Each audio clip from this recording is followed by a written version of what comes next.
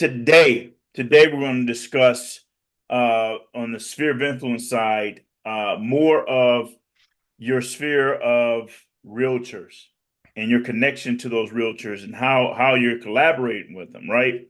So last week I actually thought about this. I was thinking about an idea or a couple of ideas because I had a past lender that dealt with mainly investors, and they host a ton of events throughout all of California, right? And I'm sure you probably know lenders that just deal with investors.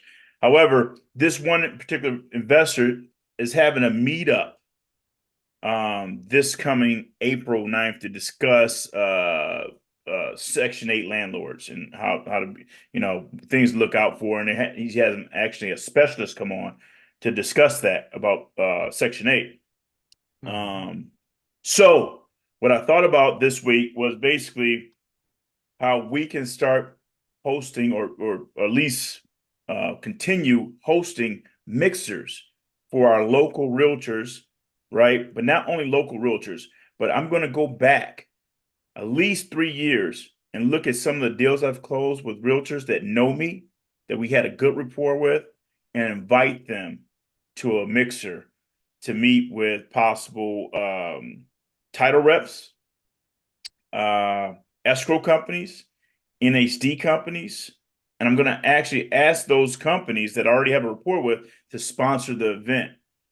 And in that situation, what I'm doing is I'm bringing these realtors together, realtors that I know that I've worked with before, to have this mixer, to possibly have, let's say, a title rep company go over a quick uh, prelim and things that we should look for in the prelim, because a lot of agents, a lot of realtors don't know what to look for when they get that prelim, and probably they don't know how to discuss that prelim with their clients, right? Yeah. What things should I look for in a prelim, right? Or what things I should look for in an NHD? Someone from NHD company come in and explain really quick, and it doesn't have to be long and take up everyone's space. But at this mixer, now we can all be together in one room where we've done deals before. We can share other deals, share ideas of how we're going to navigate through this new buyer brokers agreement, right? How can we come together where we don't water down our commission, and we can all collaborate on how we're going to stick together on this, right? At the same time, it's a great attraction tool. So whatever brokerage you're with, it's a great attraction tool to say, hey, have you ever thought about this company, or have you looked into this company? Maybe you don't bring that up this first time. Maybe you bring it up in next mixer, but find out what some of the pain points of those agents are during that time and what they're going through, because you might be going through the same thing at that time. Now you guys can share something of like kindness that's going on in your industry, what you're going through, right? How you guys can each other add value. How are you going to, hey, Robert, how are you going to negotiate this new buyer's brokerage agreement? What is your brokerage telling you to do now? Or if you're a broker, what are you planning on doing? Any ideas? Right? This is a great time for us to come together as realtors in this business, professionals. We've closed deals before, or we may not have closed deals, but I invited you to this event. My NHD rep is there, my title rep is there, uh maybe a escrow person comes in, and or the lender comes in and says, hey guys, here's an idea how we can incorporate the new buyer's agent commission into the loan, right? This Mhm. may be an awesome idea for a lender to start looking at and say, hey, how can we incorporate the buyer's agent's commission in a loan if they're not being compensated by the seller? Maybe we would put that in the lender's mind right now, and I'm sure they already thought about this. But think about ways how you guys can make sure we're getting paid that buyer's brokerage agreement. I mean, we have that buyer's brokerage agreement signed, but also how we can get paid from it without making our buyers pay it, if possible. That's a good way for us to meet up. Any ideas, Robert, on that? Well, are you talking about as far as on the meetup or any ideas on dealing with the buyer On the broker issue? meetup, what we can discuss during that meetup. I was also thinking too, Robert, is a lot of times I'm working with buyers, and I don't want to see properties on the market, or we already seen all the properties on the market. Robert, you might have some off market deals for my client. right? one of the, it's funny that you kind of mentioned this about dealing this with agents. So when I was originally planning or taking, taking not the exams, but the courses required to become an agent, Mhm. um, a lot of them involved us having to learn things that we were then told, don't ever do this. Right, So, it's like, here's how determine values of a home. Here's how you look for things in the home, but don't ever tell your client this because you're not allowed to. You're not an appraiser. Don't measure square footage. Here's how you do it accurately, but don't ever do it. And I right. thought that was very interesting when I found that out, or when they were requiring us to learn that, and as part of the tests. And I was asking one of the brokers who was actually set up the training. And I don't know whether this is true or not, but I thought it was an interesting statement he made because I was asking, why do we need to learn this if we're not allowed to talk to our clients about this? And he said that the state wants people to know because 1/4 of all property transactions that occur usually have an agent on one of the sides acting as one of the participants, not as an agent, but as a buyer or seller in the transaction somewhere. That 1/4 of all transactions are occurring where an agent is a buyer or a seller themselves. And I Mhm. thought that that was a really interesting philosophy. And so they want the agents to be, well versed in what's going on. I thought it was a really high number, but as I have been an agent working, I don't think it's a terribly wrong number. I don't think it's exactly 1 out of every 4, but it does seem to be a very high percentage. Mhm. Even in the one that I just told you about right now, the one who's coming in doing, making the offer is a broker of another company. So he's Right. acting as the buyer in this case for an investment project or property. Okay. And so when you're talking about bringing agents together, what a lot of people don't realize is these agents have a 1 in 4 chance of being someone on the other side of a transaction that you can conduct. Right. They are a player in the business, not just for being an agent, but for being a buyer and seller themselves. 100%. And I think that many people have lost that perspective in this industry, that agents are a key player, not just trying to facilitate a transaction or get a commission or whatever. We actually facilitate a lot of these transactions, and I do too. I mean, last year I bought 2 houses myself. Mhm. The year before I bought another house. So I am a direct participant in these things. Right. So something to think about on that. Yeah, yeah, and I buy investment properties myself. I own a couple of investment properties, and I'm normally the buyer on some situations. I'm sometimes the seller, right? Hmm. So I understand that 100%. Like for instance, I'm looking for off market deals right now, right? Not in California, but other states, and I have people out there looking for particular, my buy box, right? Um, and this is where I was kind of referring to is these meetups. Like, let me show you one meetup right now. Like the guy I was referring to before, Alex, they're having this meeting um at a local pit fire, right?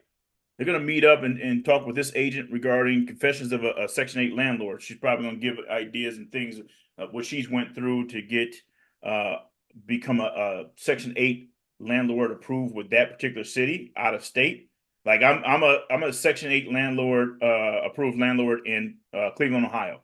I had to go through a little quick training for that, and I got approved. I got certified for that, right?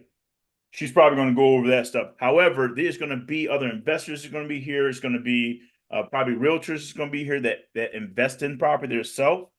So you're right, Robert. This is we got to understand that we may be on that other end too at one point, right? Hmm. So I think this is a great idea to start getting with your title reps, your escrow companies, your NHD companies, your lenders. This is a great idea to start bringing them involved and helping out with the expense of some of these areas to host these events and also provide value to these realtors, to the realtors that you know from the past or you're currently working with, or you would love to work with in your business, in the future. So this is a great idea. This is his event right here. And also, and not to pick on one brokerage or anything like that. And this is strictly not, this is just strictly for content.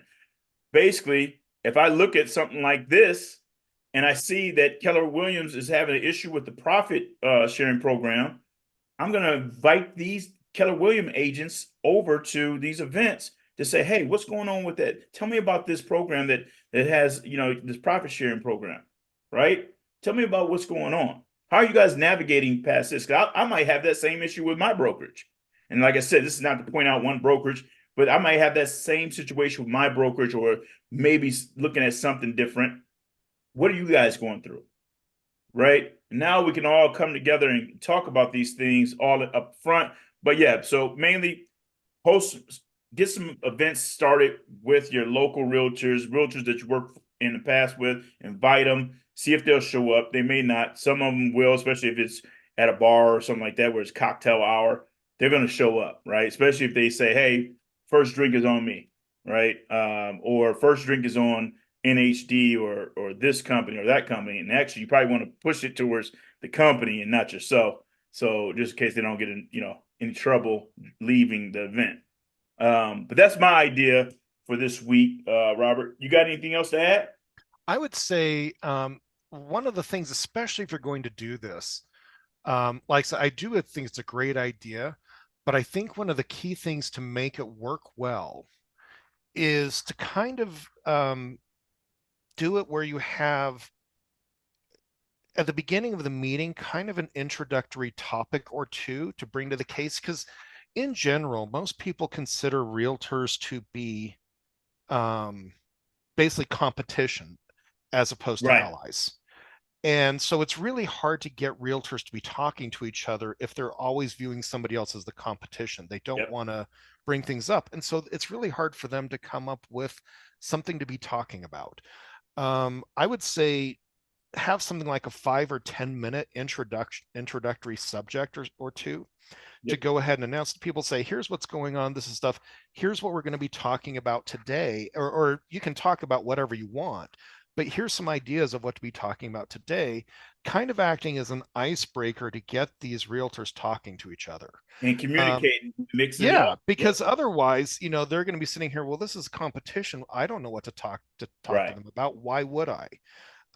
That way you can sit here and say, we're not going to be bringing up something that's meant to be confrontational, but we're going to be bringing up something, here's an idea of something that is in fact complementary, Right. and get the ball rolling with that. I think that would probably be the best way to get that in motion. 100%. I agree. And maybe we don't do, the Keller Williams thing and bring that up. You're right. Maybe we bring up, like I Well, said, you can bring it up, but don't identify it to Keller don't Williams. don't Just go on bring it it too up as much. a, yeah, just bring it up as a concept, since this is the way how things are going. Let's talk about it with each other. What do we think? Right. And how can we pivot from this, right? Mm-hmm. Also, like I said, NHD prelim title company, go over the prelim just really quick. Hey, what do you guys think about this on the prelims? I mean, have you guys seen this before? What's excluded from that's on the prelim? Have you Yeah. guys seen this section before? Let's talk about it. Yeah. Right? Just different ideas like that. Off market deals we can talk about.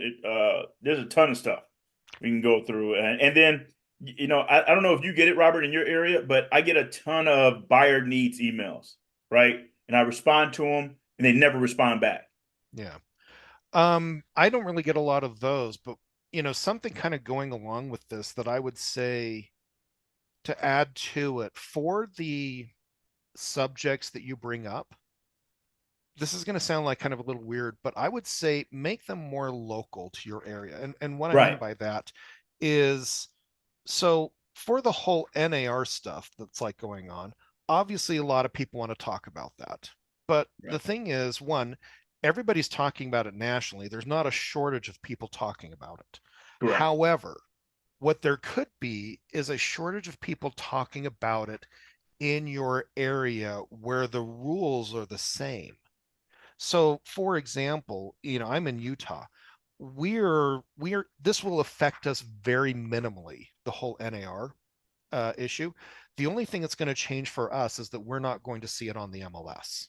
Right, but we've been doing buyer broker agreements for 50 years. It's for a not long an time. issue Right. for us. Right. We already know how to navigate. We already understand the problem. We already understand it's not really going to be that big of an issue. However, the rules in California may be more impactful. So, with that, that would be a good thing to bring up with the other agents because you're all in the same boat together. So, Absolutely. so don't bring up the subjects. You don't need to bring up the subjects that are kind of global because you can get that content anywhere. Right. Right. Um, This is more of a local, our local market. and That's therefore local problems and local discussions, which makes right. it And really that's what good. Yeah. that's what this should be about is people locally in your area meeting up for cocktail hour and discussing these things, right? I Mm-hmm. mean, that's going to be big for all of us.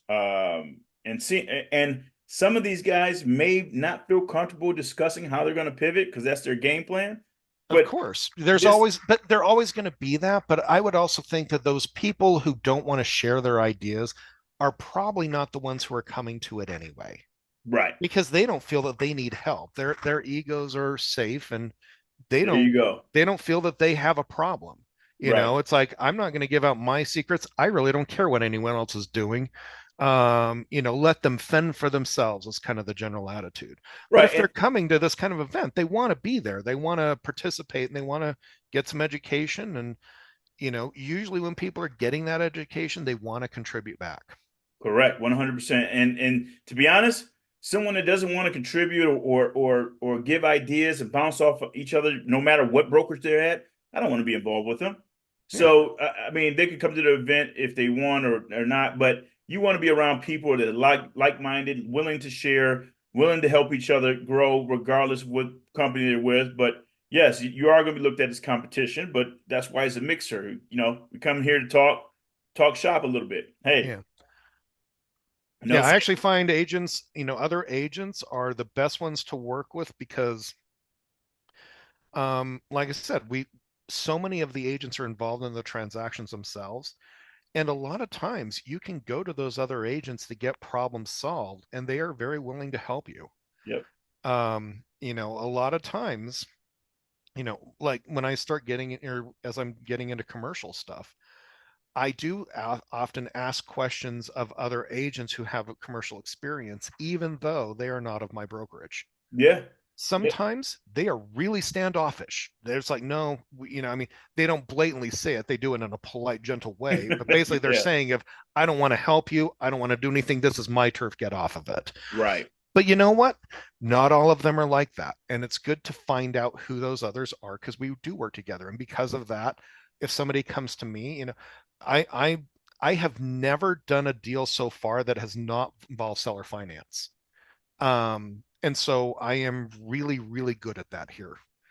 And you know what? Other people come to me for that same reason. It's like you're kind of a seller finance expert. yeah. You know, That's good. That's good to will know you help? too. Yeah, yeah. Will you help me? It's like absolutely. It's like, I'll give you a piece of deal. It's like, don't even worry about that. It's going to take like 20 minutes of my time or half an hour of my time to give you the idea of what you should be doing. I'm not going to worry about it. And that's fine because a lot of people helped me to get to that point anyway. Right, and that shows, Robert, you're very valuable in that space. So now those agents gonna be like, hey, Robert is my go-to guy for seller financing. He's providing value on that end, and you can probably host another event on seller financing. That's What it another also means people are bringing me seller finance deals deals. Exactly. because of that. It's like Yep. either how do we sell them or do you want to participate or I have a buyer that needs one, and it's like I can help them through. And sometimes I'm the one who's on that other side. I'll look at it and if they're bringing me the deals, I'll take them to my clients or look at doing it myself. Right. And then see another thing too, if you were in my local area, I would love to have you over there because off-market deals or seller finance deals, some of my buyers have, a ton of money to put down on properties, Mm-hmm. but they can't get an offer accepted because the other people they're going against are getting financing that's going way over what they're approved for. So Yeah. if they have a large chunk of money, like right now I have a client that he's putting down 390,000 down, right?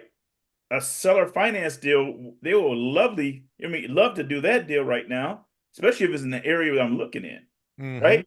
So this is a great idea for mixers to start meeting up with these realtors. any listings that I may have that's off market, I can start shopping it around before it even hits the market. So I can go back to my seller and say, hey, before we even hit the market, I got a buyer. Yeah. I'm actually trying to get our local RIAs to start behaving like that. Um, because I find it interesting that so many of the RIAs that they talk about the education, that is the perfect place for Yes. off-market deals to be advertised. And from what I can Yes. tell, nobody is doing it. Yep. It's like, why are you here? This is perfect thing. At some point in the meeting, come to a corner and say, here's where deals are to be talked about. If you are a buyer or a seller of a transaction, come here and this is your networking group. Don't just leave Absolutely. it open for everybody because a lot of people aren't ready for either side. But you know That's a what? great idea. Yeah, a lot of people are, and I'm really kind of frustrated that RIAs don't do this because that's kind of their job, or at least their expectation. Right. So That's a great idea. I'm trying to get one of our RIAs to do that right now, Okay. and say make that part of the monthly meeting. I think that's a great idea. I mean, I didn't even think about that myself. That is matter of fact. I'm going to put that down. That is a great idea. Um, But yeah, I mean, and Robert, right now, you just being here, we don't have anyone else on here.